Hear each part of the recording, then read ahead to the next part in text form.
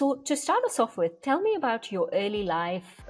My father was an economist at Delhi University, and my mother was a Persian scholar, a professor at the arts faculty at Delhi University. So, how did you get involved with Mahmood Farooqi? I was working with Habib Tanvir, and he was involved in making a documentary on him. And he had just begun doing Dastan Goi. So, what is Kissebazi and how is that different from traditional storytelling? Kissabazi is just a brand that I have created. Kissa means again a story, and Bazi is to place a bet. How do you prepare for the characters that you're going to play, whether it is film and television?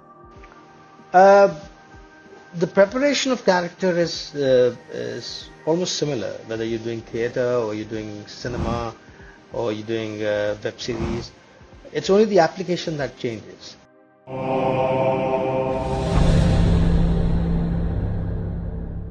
Let's talk about actor Danish Husain. Danish Ji studied economics, worked in a bank before he realized his passion was acting. For years, he worked in 3 different banks before, at the age of 30, decided that we only get one life. So why not make the most of it and do what we enjoy the most?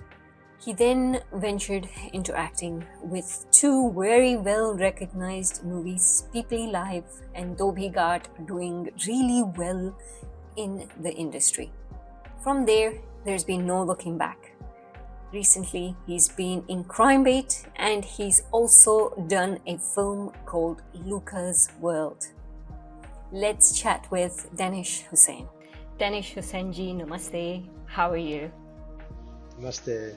I'm very well. Thank you so much, Shruti, for having me on your podcast. Thank you for being here. I've heard some wonderful things about you, particularly your theatre acting. So this is something we're really going to explore.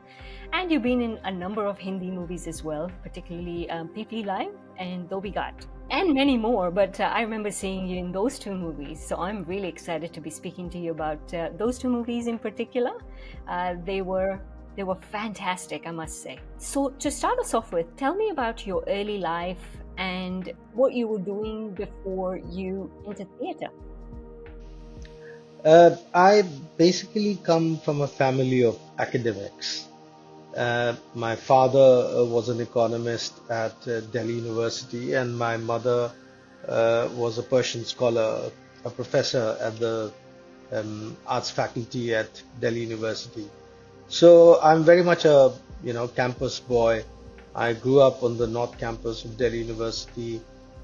All my neighbors were academics and their children, and the kind of conversations that normally would be in that kind of a neighborhood. Everybody wants to be either an academic like their parents, or be an engineer, or be a doctor.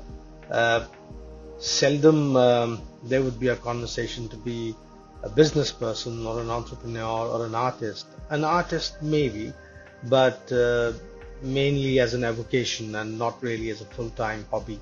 Essentially, everybody wanted to emulate their parents. So I grew up in a very insulated, sheltered, this is 70s and 80s. We are not in the era of internet. We are only exposed to what we see either in the morning newspaper or on the limited state television broadcast or the radio that people would hear at home. So it was a very insulated life, which had in it a seed of hope that things would just get better perpetually. We would grow up in a world where facilities will become better, technology will become better, access to amenities will become better, and everyone kind of lived in a belief system that if you work diligently, if you work honestly, if you have certain integrity, if you are good at what you do, doors will open for you. That's the kind of world that I was growing up in, and I was a very happy-go-lucky kind of a child. I had no special talent. I was very average. I was completely median. If there are 35 people in the class, 17 were above me and 17 were below me in the grades. Uh, and I did not excel at anything particularly. Uh, though I know I loved reading history, I loved reading um, geography, I loved playing cricket. These were the things I loved reading. Literature, especially the story part of it, not the analytical part of it. Um, but that's it. I mean, there was nothing really exceptional, and my father, like most fathers are, he wanted me either to be an engineer or a doctor or a civil servant, and uh, he forced me after 10th to kind of opt for engineering and medical subjects, and I was not really good at them. So I fared very badly at them. Barely managed to get admission in economics honors in Delhi University, and from there the natural progression was to do a master's degree. So I went there to Delhi School of Economics, and from there the natural progression was to apply for a PhD abroad. So I did, and I had the uh, full graduate assistantship and tuition waiver for University of West Virginia in environmental economics, and but but it was like by that time, the levee has broken. I went to my father and I said I can't study anymore. I don't have the patience to go to the US and study for four more years to do a PhD. And my father magnanimously said, okay, do an MBA or something, find a good job in the corporate sector, which took me towards banks and towards an MBA degree. And for 5.5 years, I worked in banks. And that's where my disappointment with my own mediocrity started growing. Um, I felt, uh, I felt, uh, uh, I felt whatever I'm doing, I'm neither excelling at it nor I want to do it. So why am I in it? Uh, so what I'll say is that I got the clarity over a period of 4 5 years that this is not what I want to do in my life. That clarity came into me. It's one life, and if I have to spend that one life, I might as well do things that I want to do. Even if I fail at them, I should do them. So I started, and there was no, it was no kind of a hard and fast, concrete decision that I should be an artist or be a theater. Theater began merely as something to, like a hobby, like to kill my time in the evening. Like, when I get back from the bank, uh, I want to do something because I was so dulled by the time I would be home. I would want to do something that would energize me, and it just took me to theater.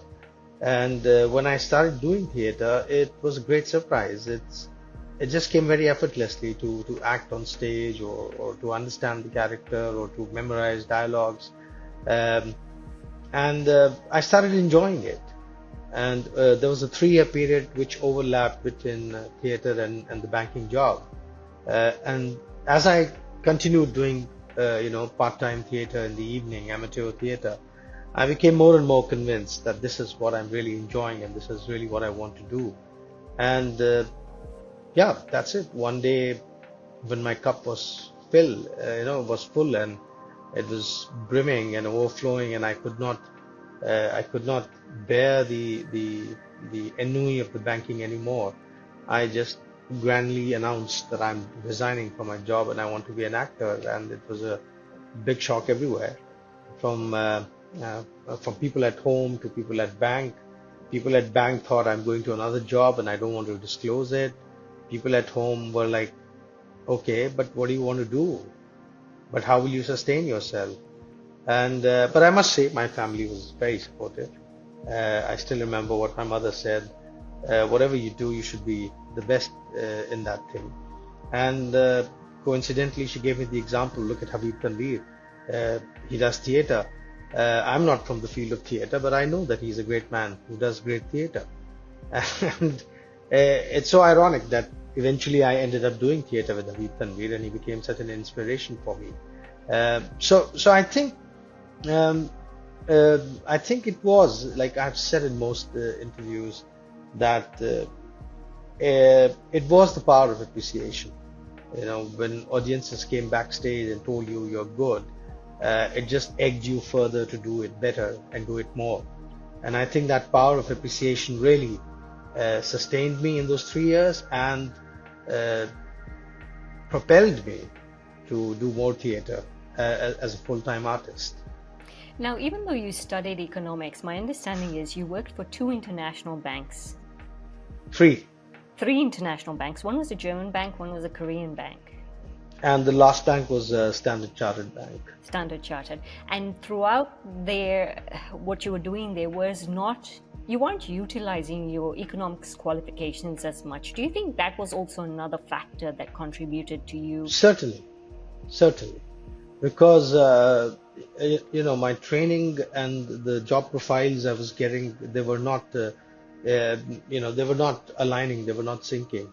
And thus it was this constant feeling that I'm underutilized.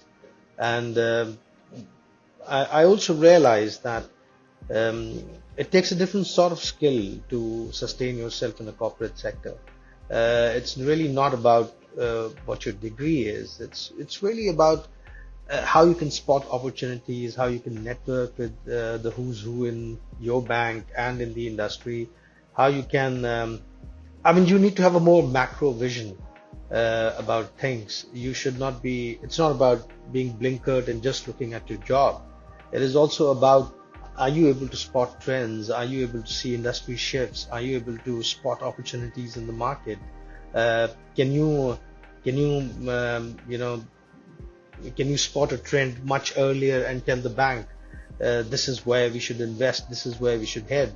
And that requires a certain kind of acumen, and that acumen essentially comes from you being more engaged and involved with what you're doing. I think if one human being can do it, then any other human being can do that.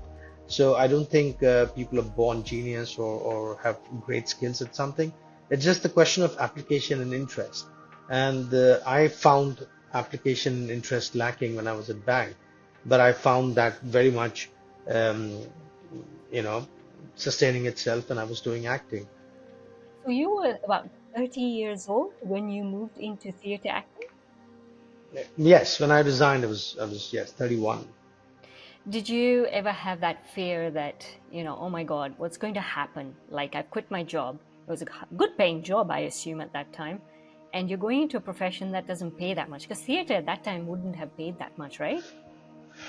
One good thing is when you're young, you're naive and you do not think too much about the pros and cons of things. You are, impetuous and passionate, and sometimes the dopamine hit, the momentary joy of it kind of compensates and overwhelms every other rational thinking that you can have. But as I also said in another podcast, like the Moors burned their ships when they crossed over to Andalusia, I burned my ships, and I was like, whatever happens, I'm not going back to job. I'm not going to back to a 9 to 5 job or banking industry. I will. I had this foolhardy confidence that I will be able to sustain myself. I will be able to find my way. How, I don't know. The journey my life took is very different from what I had perceived when I resigned from the job. I at that time thought I will have, like Habib Tanvir, a repertory company, and I would be traveling all over the world with my plays. I had not factored in that I would end up doing cinema and OTT and web series and all those things. But as Ghalib says, हजारों ख्वाहिशें ऐसी कि हर ख्वाहिश पे दम निकले. There are lots of desires which are still unfulfilled. There are lots of things maybe I would have done them differently. But but it's been a very happy, evolving, a lot of knowing kind of a journey, a lot of learning happening. And I'm very happy that I took that path. So how did you get involved with Mahmood Farooqi? I was working with Habib Tanvir, and he was involved in making a documentary on him. And he had just begun doing Dastan Goi. and we were performing in Dehradun. And I remember Habib Saab telling me that there is this storytelling show that's happening next day, and all of you should go and watch it. Um, and I became curious, and I went and I watched it, and I was, because I've grown in traditions where I've heard Marsiya Goi, which is long epic form of Urdu poetry, but it is mainly as a dirge in a very religious context of Muharram that they are recited. But they use the same registers. The language is the same. It was written. Most of the forerunners of Marsiyas were in 19th century Lucknow, the same place where most of the writers of Dastans were. So, it's the same common pool of cultural and linguistic resource that they are tapping into to write these things. And I thought, oh, this is great. This is secular. This could be performed anywhere out of the religious context. It doesn't have to have a context. It could be performed in a theater, on a roadside, in a marketplace, in somebody's private drawing room, in an intimate conversation to a proper show. And I said, this is something I would love to do. And sooner or later, Mahmood asked me to join him, and that's how we began doing Dastan Go. So that is different, isn't it, from normal theatre, I assume? It is. It's storytelling. I mean, eventually, if you look at the broader umbrella term, theater is two people just talking. That's theater. I talking to you is theater happening right now. So in that context, if you look at anything, it's theater, and whatever theater you do is also eventually storytelling. So the broader term of theater subsumes storytelling, but the way we understand theater in the modern sense, where we understand storytelling in terms of a screenplay, where there are a set of characters who enter a story, and scene by scene the story evolves until you have a certain resolution, which could be a comedic resolution in a Shakespearean way, or a tragic resolution, or it could be a slice of life with no resolution.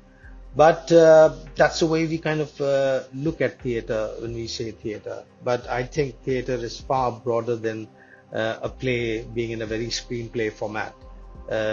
Just somebody sitting and telling story. I mean, that's why we have narrators in plays, because in cinema we can do away with narrators. In cinema, if there is a voiceover or a narrator, I think that will be a weak trope, because it's a visual medium. If you're not able to show your story in visuals and you need to deploy a voiceover or a narrator, then that's a weak trope in cinema. But in theater, it becomes a strength if you have a narrator who's binding things on stage, because the medium is such. It doesn't allow you to show many visuals. You have one stage. I mean, even if with all the paraphernalia and technology at West End or at Broadway, you can do magnificent things on the stage, but still there is a limited number of visuals you can show on stage in comparison to what cinema does. So theater necessarily is more symbolic, surreal, and word based or physical based, but it kind of deviates from cinema in that sense, that you have to rely more on storytelling rather than visual movement of the story. And in that sense, yes, Dastan Goi is theater, but it is pure storytelling. It's complete storytelling. It's like you just sitting there as yourself. So the distinction there is this, that in a play I become a character. In a Dastan, I'm not a character. I am myself who's telling a story. This is Danish Husain, the Dastan Go, who's telling you the story. So that's where the difference is. Whereas in theater, the fourth wall is there. I mean, you can have an experimental theater where you can break the fourth wall and you can talk. People do that in cinema also now, where they break the fourth wall and the actors talk directly into the camera to the audience. But that's not the standard Main Street trope of theater or of cinema. I mean, that's avant-garde or experimental. That's how it's looked at. But in Dastan Goi, there is no fourth wall. You talk directly to the audience. You are telling the story. So in some sense, the audience are the participants in the performance, because whatever you are telling, the visuals are forming in their heads, and by allowing the audiences to each one form their own unique visuals, you are making everyone a participant in the performance. So it's like if I'm sitting and telling a story and there are 100 people watching, there are actually 101 performances happening at the same time. Yeah, it makes sense actually, and I guess in that sense, their visual, whatever they're showing on their faces is sort of a cue for you to know how. No, it's yeah. I mean, not just their reactions on their faces, the visuals you are getting in your heads as we hear the story, and that visual that you get in your head as an audience is a unique visual for you. The next audience member sitting next to you will be getting something else, and it all depends upon our conditioning, our cultural acquaintances, our literary references, our the things we've read and seen in our lives, how much we've traveled, and all that is helping you form the visual when you're hearing the story. And everyone has a unique conditioning and a unique cultural upbringing, and everyone is getting a different set of visuals. And that's where the joy of hearing a story comes in, because nobody's visuals can be substituted by nobody else's visuals. That's why when you turn a fantasy tale into a film, what you're doing, you're curtailing that agency of the audiences to form their own visuals. Now you're showing Lord of the Rings. Now you're showing Harry Potter. Now you're showing Star Wars. So you're saying the visual is fixed now. We will tell you how it looks like, this world that we are telling you about. I mean, it's fascinating, Game of Thrones. Everybody is hooked onto it. So there are pros and cons of everything. But also, I think the fact that the audiences have an agency to form their own visuals while listening to storytelling, that's what makes storytelling so powerful. It is the next best experience after actually having a physical experience. So the reason why storytelling is so powerful is because it is the only time when you experience a journey without actually going on a physical journey. And that's why it is so powerful. It comes next best to having a physical experience. And that's why storytelling has been deployed as a method, as a trope to send across messages, whether you look at religious texts, whether you look at the bodies of ancient tales, whether you look at, kings and conquerors and rulers writing their own histories. All of it, eventually everybody's doing storytelling, because when they do that, when they set the narrative, in that narrative they take you on a journey, they make you a participant, and in some sense you become an ally when you hear somebody's story.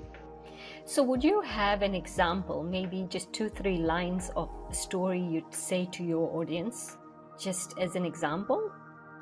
Any story. I mean, it's not just about one story. The fact I'm telling you about my life is a story I'm telling you, and you are an ally because you're listening to my story. So what storytelling does is that it immediately makes you an insider when I tell you a story.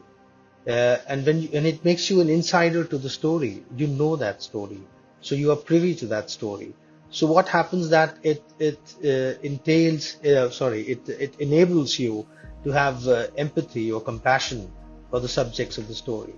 And by having compassion and empathy for the subjects, they've kind of become their own. They become people whom you know, and that's why you want to root for them. I mean, that's what happens when we tell stories of heroes, or when we have to have a nationalistic tale or a narrative set, or we have a religious tale or a narrative set, or a historical narrative set. You are telling the story in a way. When you hear the story, you start being an insider to that story, and the moment you become an insider, you become an ally, and you say, no, this is my story. That's what great stories do. Great stories subsume their listeners, and eventually they become their listeners' stories, and that's how they become self-propagating. Because you hear it, you love the story, it becomes your story. Now you will go and tell somebody else, and it becomes somebody else's story, and slowly it becomes like a universal story that everybody likes. So what is kissebazi, and how is that different from traditional storytelling? Kissebazi is just a brand that I have created. Qissa means again a story, and bazi is to place a bet. So if I'm saying that let's play a game, and this is a wager I have, this is a bet I have, that's a bazi.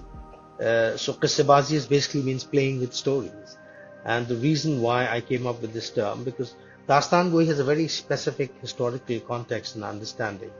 The conventional understanding of what Dastan Goi is basically reciting and narrating the tales of Amir Hamza. So the whole tradition of telling the tales of Amir Hamza is called Dastan Goi.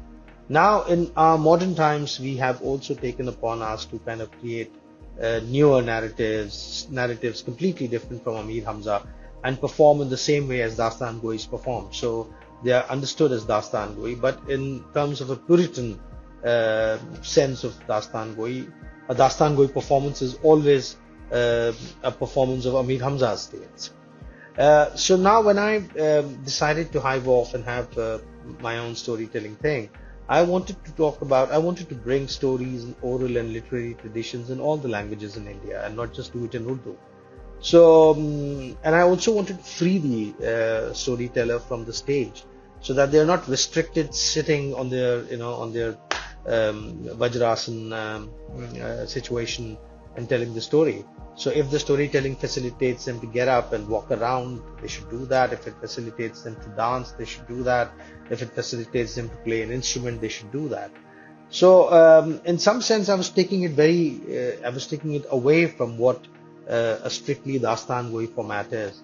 And I thought it will be unfair to say that, I'm doing Dastan Goi. So I termed it as Qissabazi.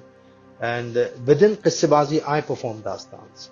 But the other actors, like people who are telling stories in Malayalam or in Marathi or in Marwari or in Punjabi or in Bangla, they are telling stories in those languages. They are not really doing Dastan Goi in that sense. Okay, now looking at your acting career, what was it like working in films like Dhobi, Ghat and Peepli, for example? Well, I mean, those were very early days. I didn't have much understanding of camera acting at that time. I basically had spent 12, 13 years by that time doing theatre, conventional theatre, mainstream theatre, proscenium theatre, as you understand, where I'm playing a character on stage, or Dastan Goi. So I still had to understand what the medium was. So I was very dependent on the director and what's being told to me. I think it's only when by the time I came to Aankho Dekhi, which was my third film, I started understanding what camera acting is, and I started realizing that there are various things that you need to understand. I mean, first is you need to understand the edit, as to what is the edit. I mean, how a film is being cut. What shot will go into the film? Is it a mid shot, a close up, a wide shot? And the edit is very much dependent on whose perspective the story is being told.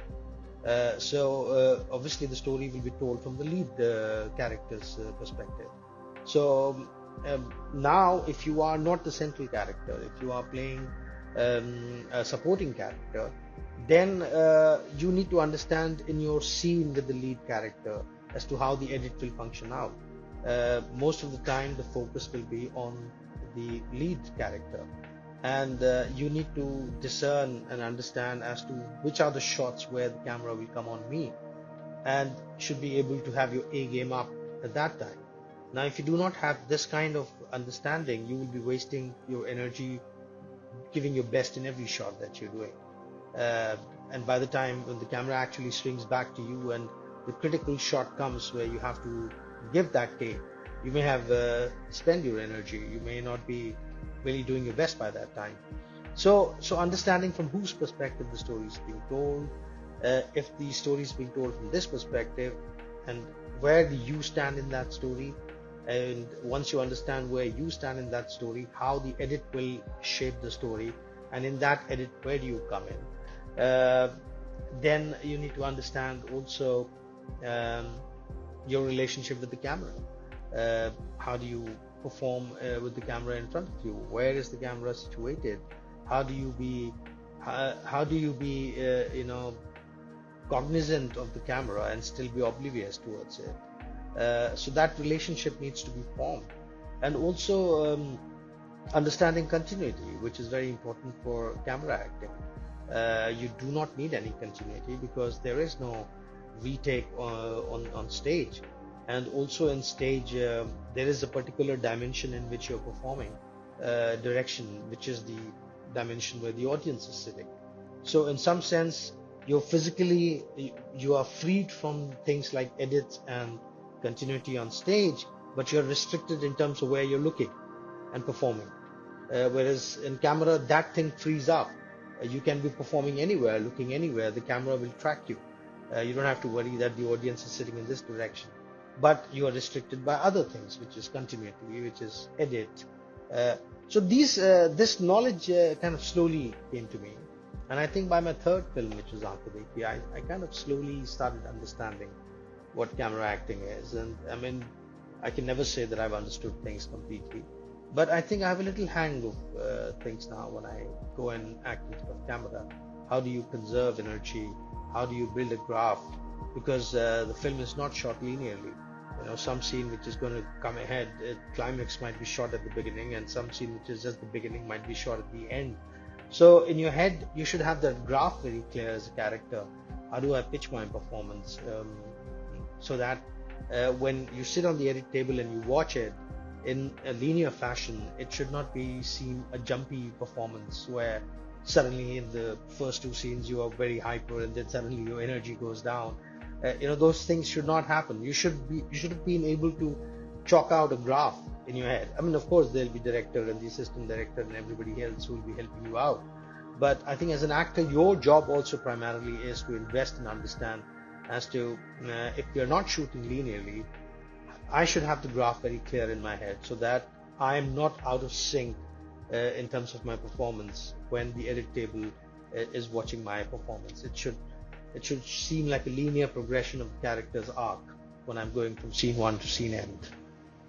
So you mentioned that when you first did your the two movies, you mentioned that you would have plenty of scene retakes. Which No, I movie? did not say that.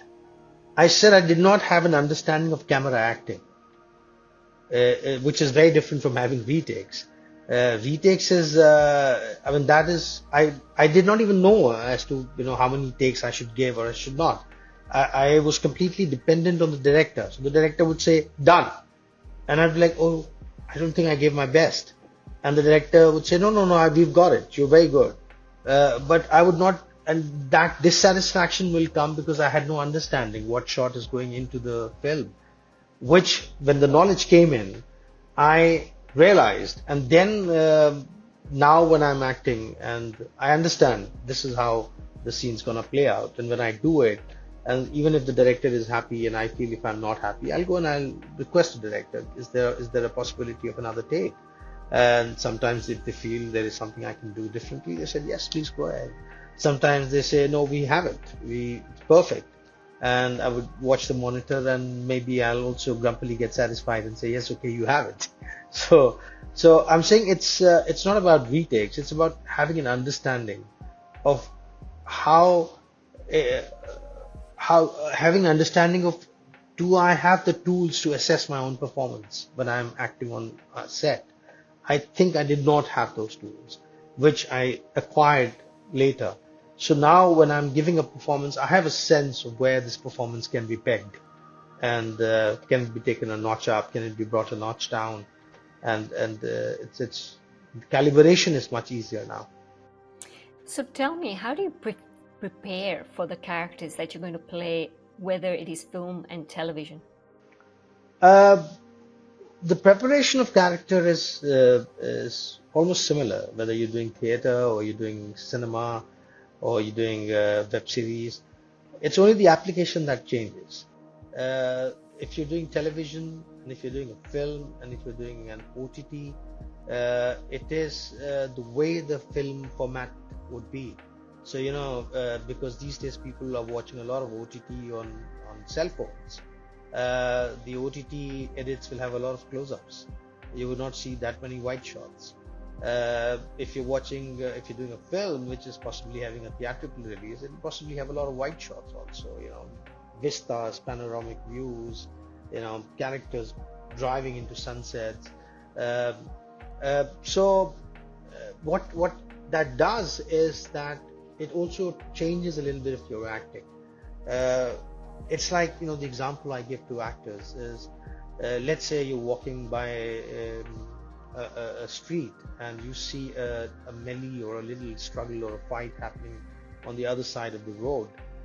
When you turn and you look at the fight, you cannot hear what is being said. You just hear a noise, but you can see physically people in a scuffle or something. So your first vision is people in a brawl, in a scuffle, physical, and then that gets you, and you cross over the road and you go near. And when you go near, then you see their expressions and your faces and what they are saying. So it's exactly the way the acting is in a wide shot and a close-up. In a wide shot, you have to be more physical. It's your body that's being seen. So the performance has to be more in the body. And it's close-up, it's more your face. So it becomes more emotional and intense when you're looking at the face. If I start doing a very emotional, intense acting in a wide shot, I'm wasting my energy. And similarly, if I get very physical in a close-up, then I'm just going haywire. I'm too close to the camera. I'm not required to do that. So these are minor things. Whereas on stage, you are constant. There is no wide and there is no close-up. Everybody is seeing you from a distance, and there's only one way they are watching you.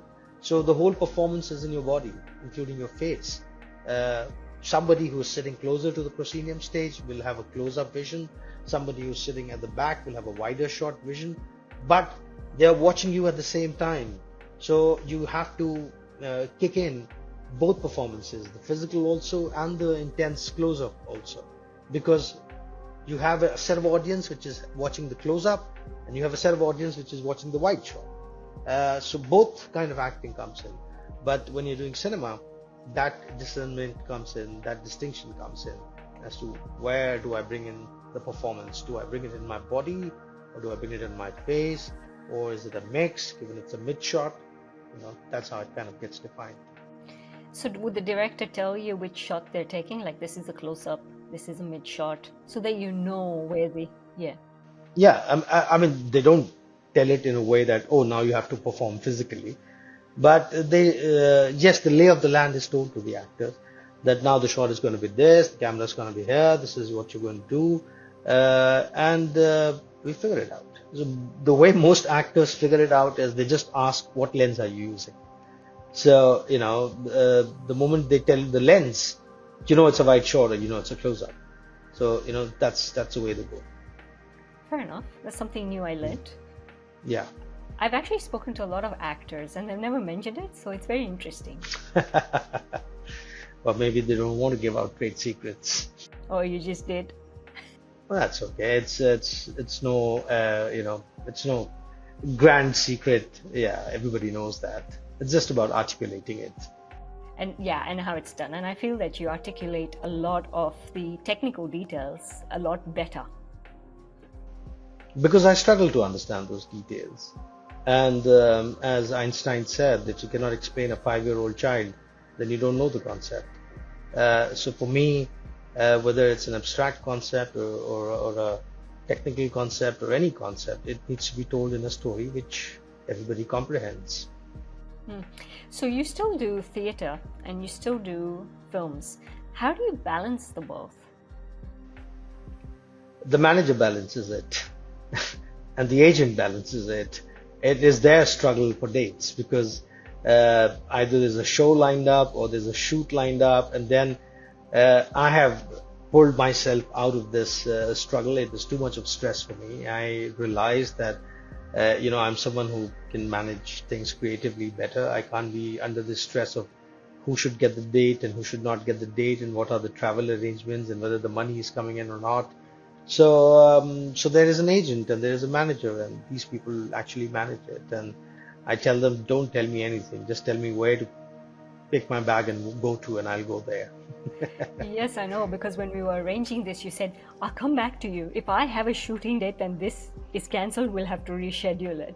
And so you came back. because there was a shoot which came up, and we were not sure, but it got canned. So So I said, okay, if it's scanned, straight away I should inform Shruti that we're on.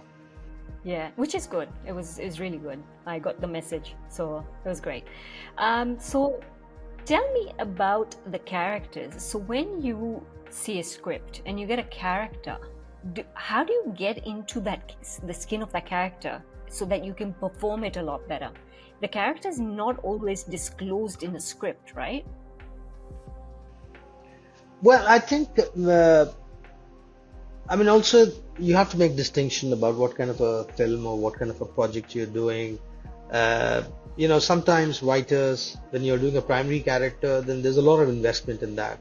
So the writers have worked very well on the character, they've etched it out very well, and there is a lot of meat for the actor to build on that. Sometimes when you're doing like a big commercial film or you're doing a cameo, it's not really such a well-etched role. But you're doing it because it'll get you a lot of visibility, and you will be seen by a lot of people, and of course it's kind of paradoxical when you go on a set like that where the script is not so well edged, the character is not so well edged. Immediately the director would say, "But you can do it, sir. You can make something out of it." That's why we have you on this role. We have you in this role. So it becomes like this catch-22. I mean, I don't have much to work on, but because it's me, they think I will work something on it. I'll bring something out of it. And it's always interesting, it's always a challenge. It's always interesting. How do you turn a role and make it your own?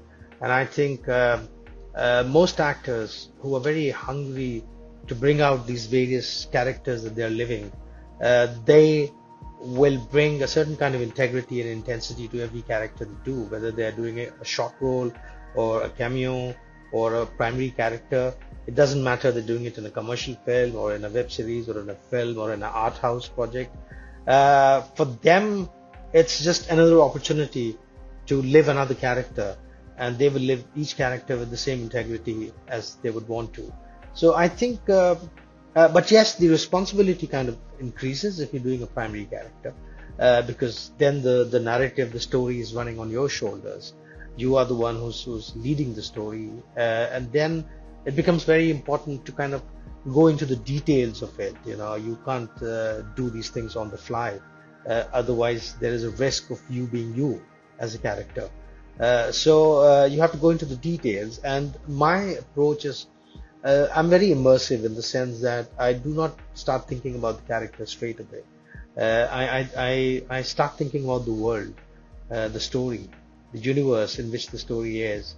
So I read the script and I read a lot, and I ask the director and the writer to give me more references and real life stuff, documentaries, books. I may just even go to those people. I'm not a method actor, so this is not method acting. I don't count it as method acting. Method acting is another level. Um, uh, um, but I try absorbing that world as much as I can, and as I'm absorbing this world, this character is very amorphous in my head. And as I absorb more and more, my mind starts chiseling this character and this world. This world starts becoming more and more clear. It's like you're wearing an out of focus lens. And as you're adjusting the focus, everything starts becoming sharper for you. So when I start reading the script for the first time, I never read it from my character's perspective. I just read it as an audience, as if I'm reading another story in my life. So it's like I'm wearing a lens which is out of focus. And as I read the script more, and as I read about this world, and as I talk to the director, the lens starts focusing, and things starts getting sharper and sharper till I start seeing the character. And once I get the tone of the character, then it becomes very easy. It's just switch on and off. The moment the camera becomes on, I become the character, and the moment it's off, I'm back to myself. But if I do not find the tone of the character, then I struggle a lot. Then I start being crafty. I start using my, learning and my skills as an actor. But I don't feel good about it. It's very forced. So I kind of push myself till I really, really find the tone which the director's vision is and which the director wants out of me. And once I find that, it becomes very easy. Something interesting you said is when I'm in front of the camera, I'm that character. And when the camera goes off, I stop being that character. I come back to being myself.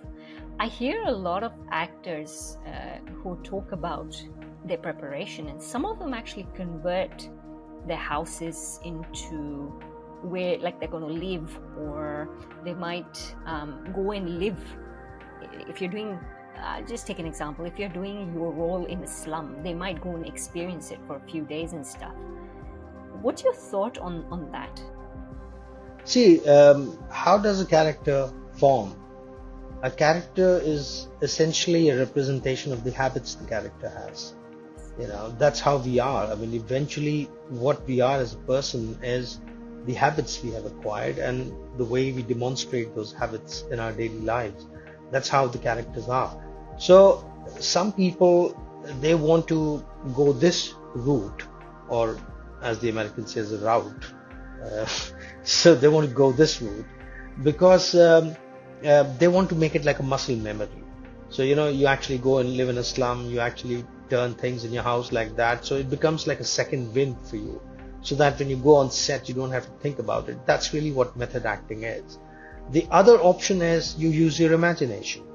You make your imagination so strong that once your imagination kicks in, it becomes a reflex and a second wind for you. And I think both methods are, equally effective. It really depends upon what's your choice of doing it. So there is no right or wrong choice there. Like some people, like Meisner technique. Meisner technique just wants you to repeat till it becomes like a second nature. So maybe somebody wants to go that route. Just do it so much that you don't have to think about it. It's a reflex. Whereas perhaps someone like me relies more on imagination. It's like when you're a child and you're playing with household things as toys, and you're making a story about them. You start living that story. The toothpaste and the toothbrush and everything becomes these little people in your lives, and you're talking to them. And in that time, all that is very real to you. I possibly use that technique. For me, the person in front becomes that character that I'm talking to. The set becomes the real life. I'm just imagining everything, and it becomes so real that now it does not matter. Whatever I do, I'm the character. That's what the character is doing. So I'm not acting anymore. I move left, that's what the character does. I move right, that's what the character does. Even if I sneeze, it's the character who's sneezing. So it's really about.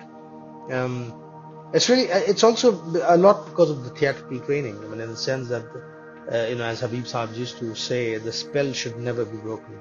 No matter, even if you forget your line, you fumble, you should make it a part of your character.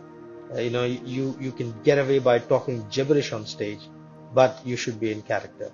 That's what Habib Sahib told me, and I think that training of being on stage for 1.5 hours, 2 hours, without breaking the spell, it comes very handy when you are playing the character, because now whatever happens, you will improvise, you will do something, but you will continue being the character. And the fact that you continue being the character, it serves the purpose. What themes do you find yourself drawn to when it comes to acting, or even when it comes to acting? What themes are you really drawn to? Any well-told story, in the sense that I like characters which are layered, which are not black and white. I like characters with moral dilemmas and quandaries. I like characters who are like real people. We all, none of us can say for sure that they are unblemished. And a lot of us are also trying forever to live, in some sense, a life which we perceive as correct or ethical. We fail, we sometimes don't, sometimes we fail, and sometimes there is guilt, and sometimes there is reward and happiness and joy. So we are a bundle of contradictions. We are a bundle of ethical and unethical choices all put together. and it's like a roulette. You don't know what will come out this time. Uh, and I think when characters are like that, when they're written like that, it just becomes far more interesting as an actor to play them, rather than a very cardboard kind of one-dimensional, unidimensional character. Also, uh, when you have a project where the script is very good, the director knows really what they want, the co-actors are good, everybody kind of they are acing up, they're doing their A game. You love being in part of that atmosphere because it's thriving. It just keeps you on your toes because everybody's so good. You want to excel in that kind of an atmosphere. And the moment you find yourself in a situation where the agenda is very different, everybody's there for money or for fame or just another job, then it becomes a little drain on you. Have you ever, I won't ask you for names, but do you know who's on the set for money or just fame? Do you recognize? We all, it's very contextual and from one situation to another. I mean, we all have been in situations where we've just been for money or for fame. And we've all also been in situations where we've been there for the love of the project. So, it's because that's how life is. We all have to run our kitchens. The vicissitudes of life kind of take us on a roller coaster ride. So I think, it's really not about being judgmental. It's just saying that sometimes situation throws you in a situation like that, and you're as much a participant in it as anybody else, and sometimes you are for very different reasons.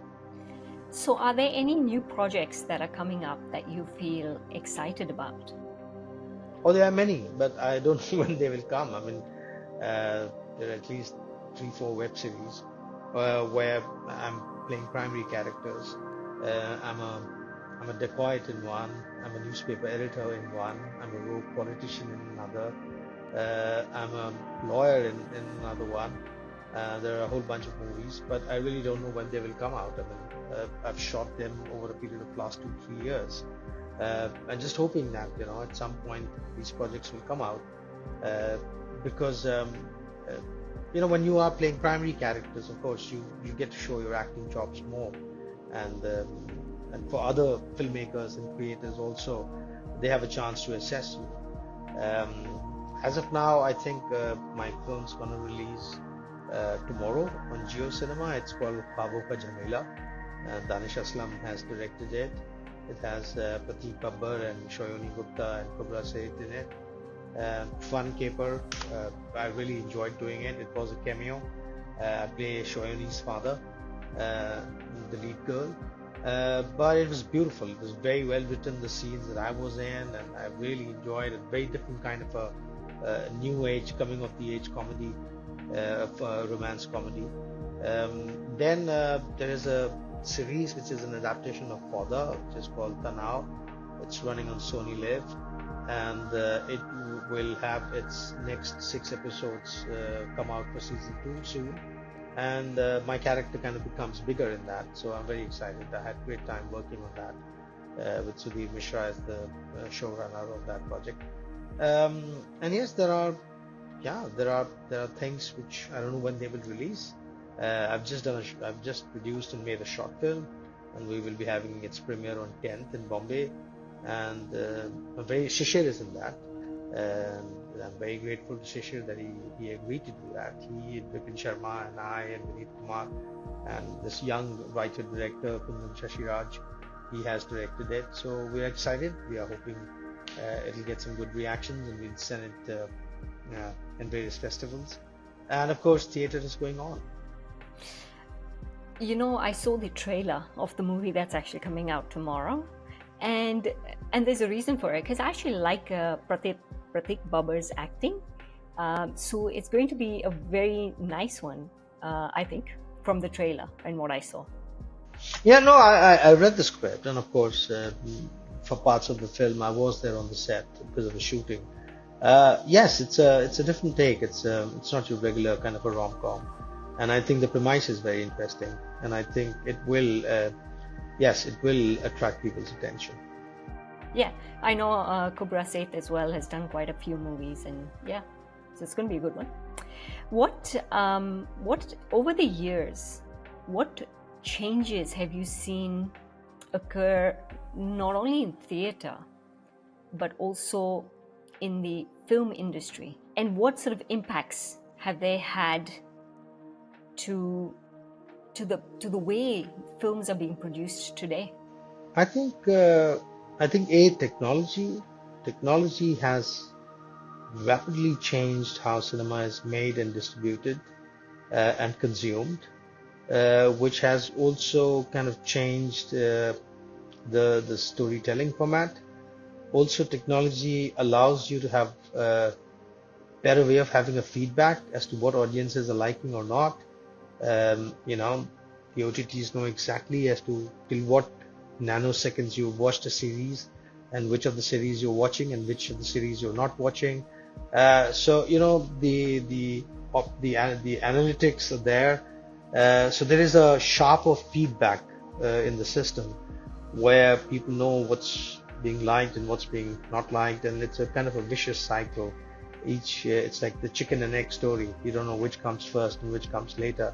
So the choices are being forced on filmmakers. This is what people are liking, and the filmmakers are making something and telling, oh, this is what's being liked, so we are making this. So it kind of becomes vicious, and I think it eats up the space for independent cinema and to do something different. Also, I think what technology has also done is it has brought in the different aspects of our life into a very kind of a like a cauldron where everything is clashing with each other. So whether it's the political life that we have, the political beliefs we have, or the religious beliefs we have, or the social strife that is there, or the personal family space, all the boundaries are kind of disappearing. So the political is becoming personal, the religious is becoming personal, the personal is becoming social, the social is becoming personal. Those boundaries are getting disappeared, and because of that, a lot of intrusion is happening. So sometimes it's the political ideology which is defining what should be made. Sometimes it's the religious trend which is defining what the audiences want to watch. Sometimes it is the breakdown of the family unit, or the social strife, or the personal relationship, or the mental health crisis. So all of these things are kind of now becoming, so I'm saying the choices which filmmakers had to decide what story, that leisure to decide this is the story I want to tell, that choice and that luxury is kind of disappearing, because all these boundaries are overlapping and overrunning each other, and everything is having a lot of bearing on the other thing. So sometimes it's very difficult to navigate your way through, and you are so constrained by everything else. Even if you want to tell a story differently, somebody says, no, this is not going to work because this is not what audiences want to see these days. This is what the trend is. This is what they want to see. So some jump on the bandwagon and want to produce that kind of cinema and that kind of content. Some doesn't, and those who don't are getting crowded out. They're getting edged out.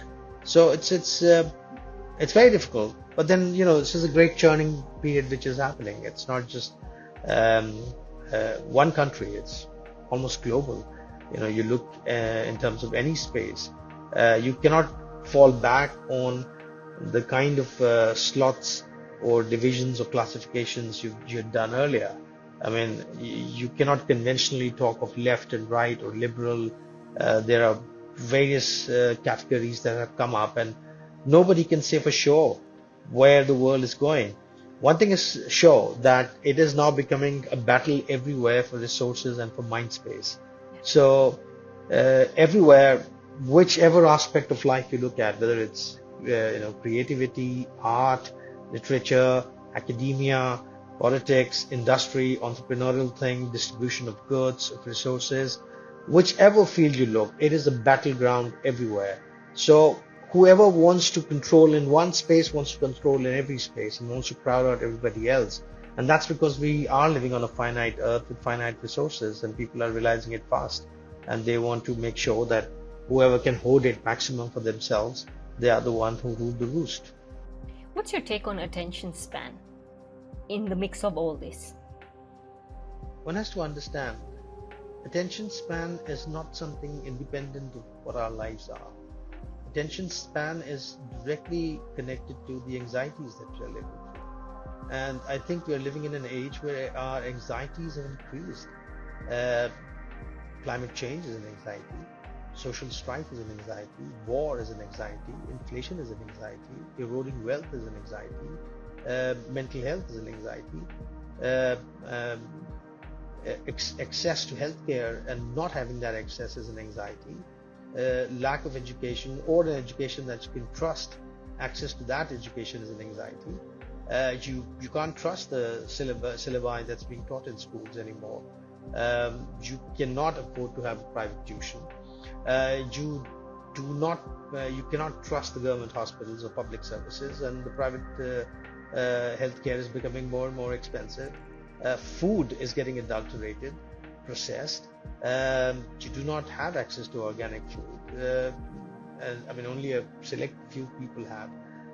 Social media, how your peers are reviewing you and watching you. So anxieties are building, and these anxieties are essentially forcing us to look for quick recourse. We want to distract ourselves to not think about these anxieties, and that's why it's kind of uh, directly attacking our focus and concentration and attention span, because we are living in a world where we're being torn apart from every side. So which side do you look? Which pain do you look at? Every muscle is being pulled. Yeah, it's very true. Outside of the movies, what sort of hobbies and interests do you have? I think when you grow old, you start thinking about morbidity uh, and mortality, and how you can make life better for people around you. And you start thinking about, have I lived ethically in my life? How many people I need to say sorry to in my life? How many people I need to get my ledger balanced with them? I think these become your hobbies as you kind of grow old. You start looking in terms of what is a good food to eat to keep you healthy, how many hours of sleep I should have, how should I just remove toxicity from my life. I think these are the hobbies as you kind of cross 50. So, since we're talking about ledger, tell me about yours. What about my ledger? My ledger is equally in debit. No, it's in debit like everybody else's ledger.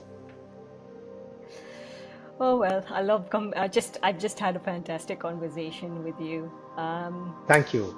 One last question I have for you Yes, please. is, if somebody is looking to enter the films or even do theater, what advice would you give them, or even a storyteller? What's your advice for them? Well, my standard reply is that so many worthy people came in this world and gave advices and nothing came good of it. So everybody really learns by themselves. But I'd only say this: grow your vision, look at the broader picture. You are not in isolation of the world that you live in. That world impacts you. You cannot be oblivious to the world that you're living in. So don't be myopic. Evolve, grow, learn as much as you can, because you have to survive in this world. I mean, you cannot live in a la la land and do theater or make cinema unless you don't really understand what is it, what is the world that you've inherited, and what is the world you're going to enter, and how you can make a change to that world. Because at the end of the day, we're not so helpless as we think we are. We have the power to transform. We have the power to bring things in, usher things in that can change and transform other people's lives. So, is your art doing something like that?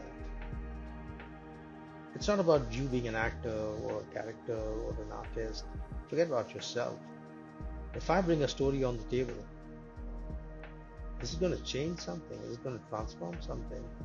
Is it going to be worthy of interacting with and changing people's lives for better? If you cannot look in those broader picture, in those broader sense, then you're just a cog in the wheel. You're just, another coal in the big bhatti of life, and you're just burning all your carbon for nothing. Thank you, Danish ji. I appreciate your time. I've had a fantastic conversation, very intelligent conversation, and Thank you. Same here. I've enjoyed every bit of it. Thank you.